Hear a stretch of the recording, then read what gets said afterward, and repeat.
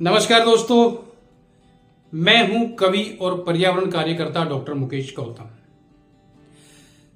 सबसे पहले मैं आप सभी को विश्व पर्यावरण दिवस की बहुत सारी बधाई देता हूं, बहुत सारी शुभकामनाएं देता हूं। दोस्तों, आज पर्यावरण दिवस है। क्या करेंगे आप? कमाल की बात है कि हम हर वर्ष पर्यावरण दिवस मनाते हैं, लेकिन पर्यावरण के सिद्धांतों पर चलने की हम में से कोई नहीं सोचता है। आप कल्पना कर सकते हैं, मैं मुंबई में रहता हूं और लगभग 40,000 से अधिक पेड़ लगा चुका हूं, बचा चुका हूं। मैं ये कोई गुणगान नहीं कर रहा हूं अपना, मैं सिर्फ ये कहना चाहता हूं कि मैं जब मुंबई जैसे महानगर में रहकर ये काम कर सकता हूं, तो आप में से हर व्यक्ति वो काम कर सकता है। इस धरती को, हमारे पर्यावरण को बचाने की जिम्मेदारी आज हम सबकी है। बड़ी विचित्र स्थिति है, मुझे दुख भी होता है कि पिछले 1 महीने से अधिक समय हो गया है, उत्तराखंड के पूरे पहाड़, पूरे जंगल भयानक आग की लपटों में है। हमारे देश के सभी बड़े बड़े राजनेता, सभी बड़े बड़े लोग, बड़े बड़े दिग्गज, वो क्या तो चुनाव में व्यस्त हैं या अपने दूसरे कामों में। किसी को फिक्र नहीं है कि उत्तराखंड के पहाड़ों पर, उत्तराखंड के जंगलों में जो भयानक आग लगी हुई है, उस पर कैसे काबू पाया जाए। लोगों को लगता है कि आग तो उत्तराखंड में लगी है, हम कैसे इससे प्रभावित होंगे। हम तो मुंबई में रहते हैं, हम तो गुजरात में रहते हैं, हम तो दक्षिण में रहते हैं, हम पर इसका क्या प्रभाव पड़ेगा। इसका मतलब आपकी पर्यावरणीय और वैज्ञानिक और सामाजिक सोच बहुत छोटी है, बहुत संकुचित है। जब किसी पेड़ में आग लग रही होती है, जब कोई जंगल जल रहा होता है, तो वो सिर्फ एक विशेष भूभाग पर नहीं जल रहा होता है, उससे एक एक मनुष्य और एक एक प्राणी प्रभावित होता है। हजारों साल लग जाते हैं, सैकड़ों साल लग जाते हैं जंगलों के विस्तार में, जंगलों को बनने में। लाखों साल लगते हैं किसी पहाड़ को बनने में, और ये जंगल हम मुट्ठी चुटकी में ऐसे जला देते हैं। क्या युद्ध स्तर पर इन जंगलों की आग पर काबू पाने के लिए प्रयास नहीं होना चाहिए था? मैं किसी एक राजनीतिक दल या किसी एक विशेष व्यक्ति के ऊपर आरोप नहीं लगा रहा हूं। ये हम सब की जिम्मेदारी थी कि हम सरकार के ऊपर दबाव बनाते, हम कहीं ना कहीं उस मशीनरी का प्रयोग करते। डिजास्टर मैनेजमेंट के बहुत सारे हमारे पास ऐसी चीजें हैं जो उत्तराखंड के जंगलों पर की भयानक आग पर काबू पाने के लिए हमें उस पर का प्रयोग करना चाहिए था, लेकिन दुर्भाग्य किसी को इसकी कोई चिंता नहीं है। आज जब मैं पेड़ लगाता हूं, बड़ा मजा आता है मुझे। जब मैं कहीं पेड़ लगा रहा होता हूं, कई पेड़ों को बचाने के लिए कुछ काम कर रहा होता हूं, तो मैं देखता हूं, लोग मुझे देखते हैं आते जाते कि यार ये एक आदमी है जो इस गार्डन में हमेशा पेड़ लगाता है, कभी पेड़ बचाता है, बचाने के लिए काम करता है। आते हैं कई लोग मुझे देखकर कहते हैं, हो साहब ये तुम चांगला काम करते हो साहब, ये मतलब ये आप बहुत अच्छा काम कर रहे हैं। झाड़ लावायला पाहिजे, वृक्ष लावायला पाहिजे, यानी वृक्ष लगाने चाहिए, वृक्ष बचाने चाहिए। लेकिन दुर्भाग्य कि आज तक कोई भी आदमी मेरे साथ आकर खड़ा होकर ये नहीं कहा कि आइए आज इन पेड़ों में 2 बाल्टी पानी हम भी डाल देते हैं। बड़ी विचित्र स्थिति। हम लोग बड़ी बड़ी बातें कर लेते हैं, बड़े बड़े प्रवचन दे लेते हैं, देश समाज दुनिया को बड़ी बड़ी ज्ञान देने की बात कर रहे हैं, विश्वगुरु बनने जा रहे हैं, हम पता नहीं क्या क्या बड़ी बड़ी बातें कर रहे हैं।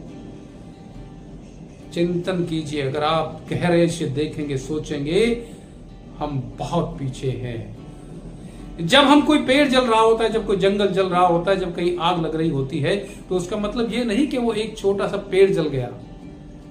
उस पेड़ पर बहुत सारे परिंदे होते हैं, छोटे छोटे जीव होते हैं, गिलहरी होती है, कौवा होता है, कोयल होती है, कहीं कोई गौरैया होती है, कहीं किसी का घोंसला होता है, कहीं छोटे जीव होते हैं, कहीं गिरगिट होता है, कहीं तितली होती है, कहीं भौरा होता है। एक पेड़ जब कटता है तो ऐसा नहीं कि पेड़ हमें, एक पेड़ कट गया उससे कोई हम प्रभावित नहीं होंगे। एक पेड़ के कटने से इस धरती का हर प्राणी प्रभावित होता है। मैं पेड़ों को जीता हूं, मैं पेड़ों को देखता हूं। कमाल की बात यह है कि बड़ी बड़ी बातें करने वाले, बड़े बड़े प्रवचन देने वाले लोग हैं, उन्होंने हजारों हजारों एकड़ में अपने अपने आश्रम और अपने प्रवचन के अड्डे बना रखे हैं। पर्यावरण को बचाने की शिक्षा कोई नहीं दे रहा है। कोई भी बड़े बड़े लोग जो बड़े बड़े प्रवचन दे रहे हैं, बड़े बड़े वायदे कर रहे हैं, हम देश को 21वीं सदी में यहां पहुंचा देंगे, हम ये कर देंगे और वो कर देंगे। क्या किसी ने कभी चिंता की है कि देश में पर्यावरण की क्या स्थिति हो चुकी है? आज हमारे देश में 52 के डिग्री के आसपास तापमान पहुंच चुका है। ये वो देश जिसमें दूध की नदियां बहती थी, ये वो देश जिसमें प्रकृति के साथ जीने के हमको सिखाया जाता था, प्रकृति के साथ कैसे जिया जाता है, प्रकृति के साथ कैसे रहा जाता है। प्रकृति के साथ रहना हमारे देश की एक परंपरा है। हम जब छोटे थे, यकीन मानिए हमारे पिताजी हमसे कहते थे कि शाम को 7 बजे के बाद पेड़ों से पत्ते नहीं तोड़ने चाहिए, पेड़ों से फूल नहीं तोड़ने चाहिए। हम कभी लघु शंका कहीं भी करने अगर जा रहे हैं तो पेड़ की जड़ों के आसपास नहीं करनी चाहिए। हमें अगर कहीं कागज पड़ा हुआ है तो वहां पेशाब नहीं करना चाहिए। हमें अपनी चारों दिशाओं को प्रणाम करने के बाद कहीं ना कहीं लघु शंका या इस तरह की जो भी काम होते हैं करना चाहिए। लेकिन नहीं, इस तरह से विश्व गुरु नहीं बना जा सकता। आज पूरी दुनिया के सामने अगर सबसे बड़ा कोई संकट है तो वो है पर्यावरण का। आज जो हजारों बीमारियां हमारे सामने मुंह फैलाए खड़ी है वो इसलिए क्योंकि पर्यावरण का असंतुलन हमें इन्हें परोस रहा है, हमारे तरफ, हमारे जीवन में इन्हें थोप रहा है।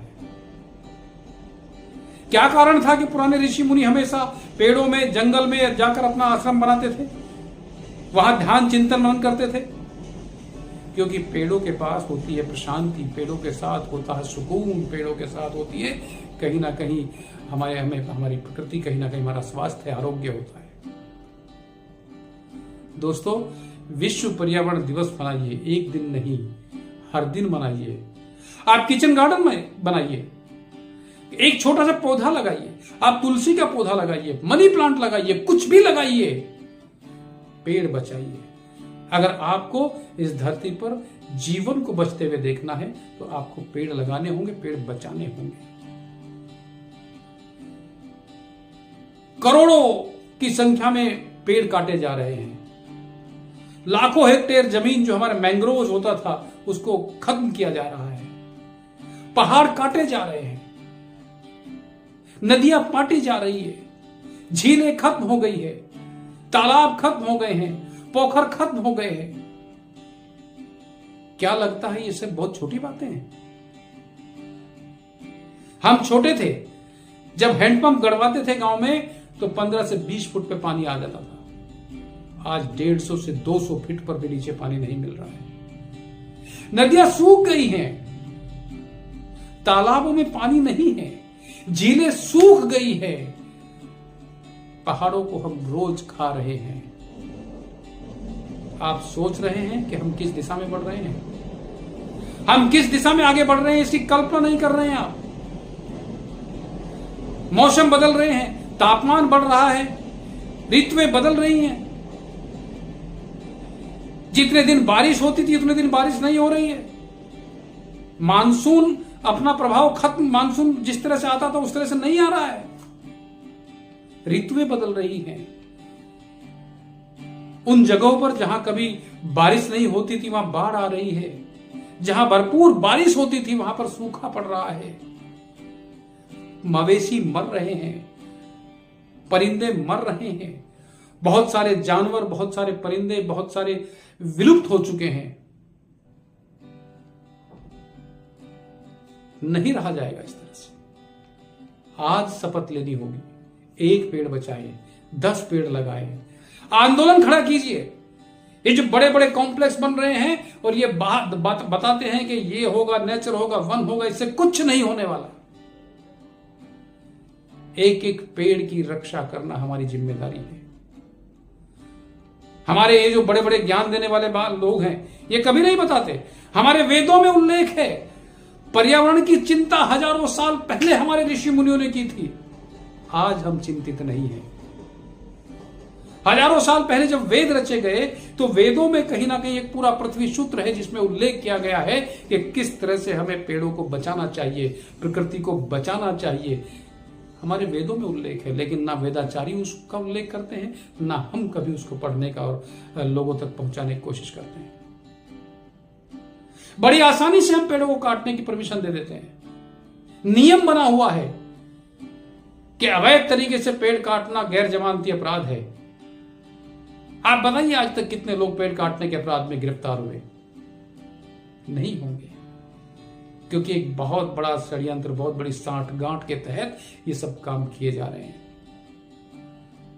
मैं पर्यावरण दिवस पर आपसे मुखातिब इसलिए हुआ कि कहीं ना कहीं अगर मेरी बात से प्रभावित होकर कोई एक व्यक्ति भी मुझसे जुड़ा और उसने कोशिश की कि जिस तरह से मैं पेड़ों को लगा रहा हूं, बचा रहा हूं, उस मुहिम में कोई भी शामिल होता है, तो कहीं ना कहीं मेरा आपसे बीच आना और आपसे इस तरह की बात करना सार्थक होगा।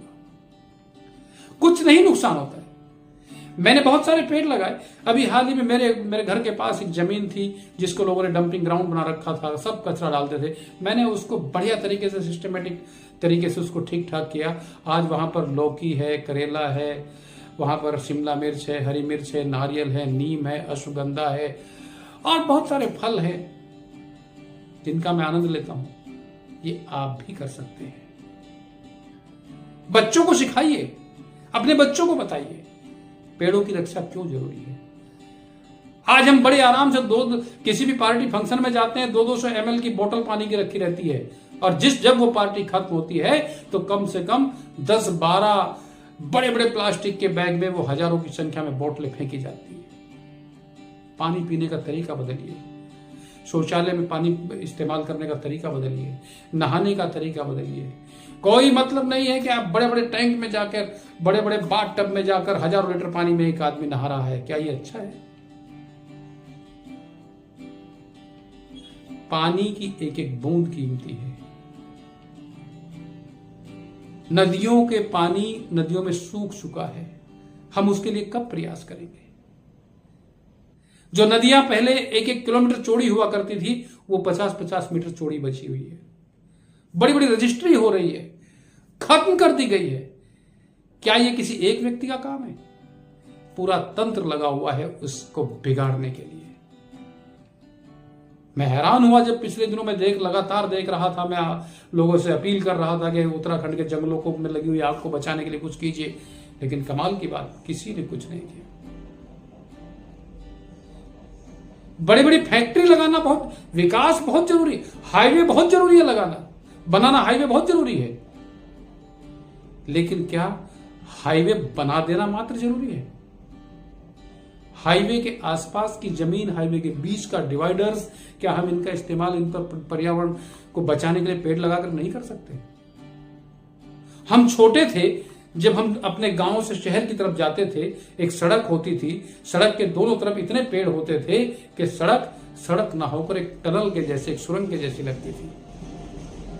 गर्मी नहीं लगती थी, पैदल चले जाओ, नंगे पांव चले जाओ, किसी का पैर नहीं जलता था। आज स्थिति यह हो गई है कि हम अपने घर से बाहर निकलते हैं बिना एसी के, हम कार में नहीं बैठ सकते, घर से बाहर निकलते हैं तो तप जाते हैं, 2 मिनट में पसीना पसीना हो जाते हैं, क्योंकि ऋतुएं बदल रही हैं, तापमान बढ़ रहा है, ग्लेशियर पिघल रहे हैं, पहाड़ खत्म हो रहे हैं। इस प्रकृति को बचाने के लिए हम कब आगे आएंगे? मैं आपसे अपील करता हूं आज विश्व पर्यावरण दिवस पर, मेरे साथ और भी लोग जुड़े हुए हैं जो मेरे इन कामों में मेरा प्रोत्साहन देते हैं, मुझे आगे बढ़ने के लिए, इस काम में और आगे बढ़ने के लिए मुझे हमेशा प्रोत्साहित करते हैं। मैं उन सबका बहुत बहुत आभारी हूं। मैं नहीं जानता मैं और कितने पेड़ लगा सकता हूं, लेकिन आज आपसे अनुरोध कर रहा हूं इस वीडियो के माध्यम से, वीडियो बहुत लंबा हो गया है, कि आओ आगे बढ़ो, पेड़ को बचाओ, पानी को बचाओ, जल जंगल को बचाओ, पर्वतों को बचाओ, विलुप्त होती जीव जंतुओं की प्रजातियों को बचाओ। कोई अगर ऐसा लगे कि एक छोटा सा केचुआ है वो इस प्रकृति का हिस्सा नहीं है, जितना अधिकार इस प्रकृति में हमारा है, इतना अधिकार इस चिड़िया का है, एक केचुए का, एक तितली का है। सबका बचना जरूरी है। ये सब जब बचेंगे जब हम इस प्रकृति की रक्षा के लिए आगे बढ़ेंगे।